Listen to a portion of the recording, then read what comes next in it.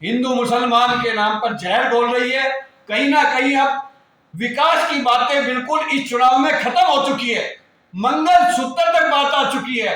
अरे जिस मणिपुर में महिलाओं के साथ अत्याचार हो रहा है, वहां पर देश के प्रधानमंत्री बात नहीं करते। राजस्थान में महिलाओं के साथ अत्याचार हो रहा है, उत्तर प्रदेश में हो रहा है, तमाम विपक्ष के ऊपर ईडी सीबीआई के मुकदमे झूठे लगाकर उनको जेल में डालने का काम किया जा रहा, इस पर बात नहीं कर रहे। आपने 10 साल के अंदर कितना विकास किया, उस पर आप वोट मांगे ना। आप मंगलसूत्र की बात कर लोगों के माइंड को वॉश करना चाहते हो। ये लोग समझ चुके हैं। प्राइवेटाइजेशन हो जाएगा या कोई कंपनी लाभ में चल रही है उसकी नीलामी हो जाएगी तो ऑटोमेटिक एससी एसटी और ओबीसी का उसके अंदर आरक्षण की व्यवस्था खत्म हो जाएगी। तो ये सीधा सा उनकी मंशा है कि एससी एसटी ओबीसी को आरक्षण के दायरे से बाहर लाया जाए ताकि ये बड़े बड़े पदों पर ना पहुंच पाए।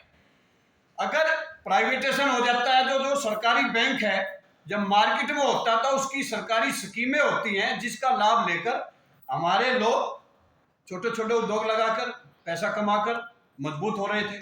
अब प्राइवेटाइजेशन बैंक होने के बाद बैंक की अपनी पॉलिसी होगी, रेट ऑफ इंटरेस्ट ज्यादा होगा, स्कीमें कम हो जाएगी क्योंकि सरकारी स्कीमें ज्यादा होती हैं। अगर गवर्नमेंट का पीएसयू अगर मार्केट में होता है तो जो उपभोक्ताओं को जो चीजें मिलती हैं वो उसकी जो वैल्यू है वो स्थिर रहती है। लेकिन जैसे वो प्राइवेटाइजेशन में आ जाता है तो वो फिर जिस उद्योगपति के अंदर आता है वो अपने हिसाब से मार्केट में उसको लाता है और उसके हिसाब से ही वो चलाता है।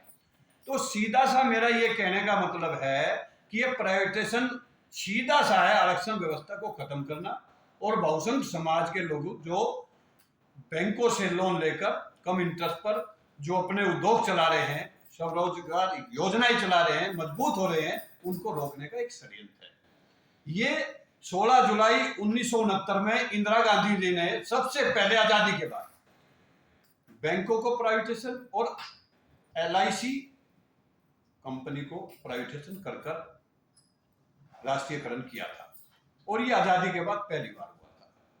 देखिए सरकार पहले क्या होता था, जो सिख कंपनी जो होती थी जो घाटे में चलती थी उसकी नीलामी या उसका प्राइवेटाइजेशन किया जाता था ताकि वो लाभ में आ जाए।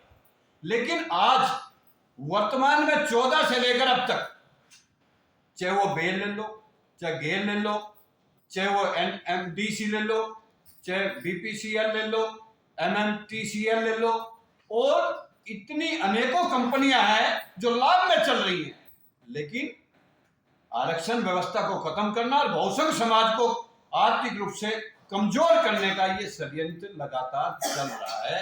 इसका हम विरोध कर रहे हैं और इस प्रेस वार्ता के माध्यम से हम ये चाहते हैं कि इस वर्तमान में जो मनुवादी सरकार बैठी है, या तो ये प्राइवेटाइजेशन और नीलामी को बंद किया जाए, और ये अगर बंद नहीं होता है तो जो इस समय जो दूसरे चरण की लोकसभा की वोटिंग जो 26 अप्रैल को होने जा रही है, मैं अपने देश के सभी बहुसंख्य समाज के लोगों को कहना चाहता, आह्वान करना चाहता हूं कि आप इस मुद्दे को सोशल मीडिया पर उठाइए, क्योंकि जो गोदी मीडिया है वो नहीं उठाएगी, वो हजारों में है और हम 100 करोड़ से भी ज्यादा है। अगर 100 करोड़ लोग इस मुद्दे को, अपने हक अधिकार की बात को अगर मोबाइल और यूट्यूब चैनल के माध्यम से अगर देश के आखिरी व्यक्ति तक पहुंचाओगे तो कहीं ना कहीं इस लोकसभा चुनाव के अंदर हम लोग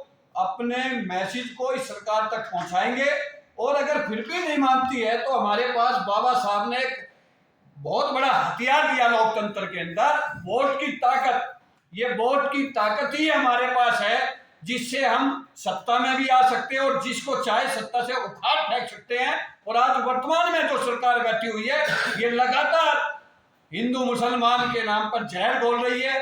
कहीं ना कहीं अब विकास की बातें बिल्कुल इस चुनाव में खत्म हो चुकी है, मंगल सूत्र तक बात आ चुकी है। अरे जिस मणिपुर में महिलाओं के साथ अत्याचार हो रहा है, वहां पर देश के प्रधानमंत्री बात नहीं करते।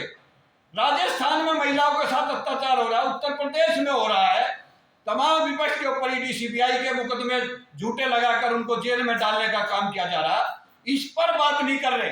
आपने 10 साल के अंदर कितना विकास किया उस पर आप वोट मांगे ना। आप मंगलसूत्र की बात कर लोगों के माइंड को वॉश करना चाहते हो, ये लोग समझ चुके हैं। माननीय प्रधानमंत्री जी, अब आप जो इस समय वर्तमान के अंदर जो लोगों को एक जहर घोलने का काम कर रहे हो, भाईचारा खत्म करने का काम कर रहे हो, जो आपके राज के अंदर 10% लोगों के पास 75% कैसे उनके पास संपत्ति देश की पहुंच गई, इसका जवाब हमें चाहिए। कैसे ईवीएम के द्वारा हमारी वोट की ताकत खत्म हो रही है, कैसे आज संविधान को जो 400 सीटों की आप बात कर रहे हो, उस 400 सीटों पर आपके ही कर्नाटक के हेगड़े जी सांसद जी कहते हैं कि आपकी बात 400 सीटें हमें दीजिए, हम आरक्षण को बदल देंगे। मैं ये पूछना चाहता हूं कि आप इस पर बात क्यों नहीं करते? आप कांग्रेस की बात करते हो, आप लालू मुलायम परिवार की बात करते हो। क्या परिवारवाद से देश का भला हो जाएगा? क्या परिवार बोलने से देश का भला हो जाएगा, देश का विकास हो जाएगा? नहीं होगा। आप देश के लोगों को गुमराह मत कीजिए, चाहे वो मंदिर मस्जिद के नाम पर हो, हिंदू मुसलमान के नाम पर हो। जय आपने ये कहा था कि मैं देश नहीं बिकने दूंगा, आज गेल बेल रेल जेल, आपने हवाई अड्डा, बस अड्डा, लाल किला, कुतुब मीनार, कोई ऐसी चीज नहीं जिसको आपने अपने दोस्त उद्योगपतियों को नहीं दिया हो। तो क्या हम आपसे पूछना चाहते हैं कि हम आपको क्यों वोट दें इस चुनाव के अंदर? हम आपसे ये कहना चाहते हैं कि आरक्षण व्यवस्था जो बाबा साहब ने संविधान में दी है, जो हमारी सरकारी जो कंपनियां, जो उपकरण जो चल रहे हैं आजादी से लेकर अब तक, उसको प्राइवेटाइजेशन रोका जाए, उसकी नीलामी रोकी जाए, क्योंकि इनकी वजह से, प्राइवेटाइजेशन होने की वजह से आज ग्रुप सी और डी के जो लाखों हमारे बहुजन समाज के लोग नौकरी करते थे, जो उस नौकरी की वजह से उनका परिवार मजबूत होता था और वो सुविधा मिलती थी, आज आपकी प्राइवेटाइजेशन नीलामी की वजह से, और आपके वो उद्योगपति जिन्होंने इसको खरीदा है, जिसका प्राइवेटाइजेशन हुआ, आज वहां पर कॉन्ट्रैक्ट बेस पर हमारे लोगों को रखकर उनको बंधुआ मजदूर बनाने का षड्यंत्र जाता रहा है। ये चीज बहुजन समाज के लोग अब बर्दाश्त नहीं करेंगे। वो अब जागरूक हो चुके हैं और मैं बहुजन समाज के लोगों को कहना चाहता हूं कि अब आप जागरूक होकर इस लोकसभा चुनाव के अंदर अपनी वोट की ताकत से अपने उम्मीदवार जो आपकी संविधान की बात करें, जो आपकी वोट की ताकत को बचाने की बात करें, जो सरकारी उपक्रम जो संस्थाएं हैं उनको जो है ना बेचने की बात करें, जो आपके विकास की बात करें, उसी को वोट देकर आप सरकार चुनने का काम करो। वरना अगर अब की बार इस लोकसभा चुनाव के अंदर अगर यही सरकार दोबारा आ गई तो आने वाले टाइम में ना संविधान बचेगा, ना वोट की ताकत बचेगी और ना आरक्षण बचेगा। और जब ये चीज नहीं बचेगी तो ना देश बचेगा। इसलिए आओ हम सब मिलकर अपने महापुरुषों के पद चिन्हों पर चलते हुए इकट्ठे होकर, एकजुट होकर अपनी वोट की ताकत से इस सरकार को झुकाकर और इस देश को और संविधान को बचाने का काम करें, ताकि ये प्राइवेटाइजेशन रुके, ये नीलामी रुके और बहुजन समाज को आरक्षण का लाभ मिले, वो अपने को और देश को मजबूत कर सके। इन्हीं बातों के साथ जय हिंद, जय भारत।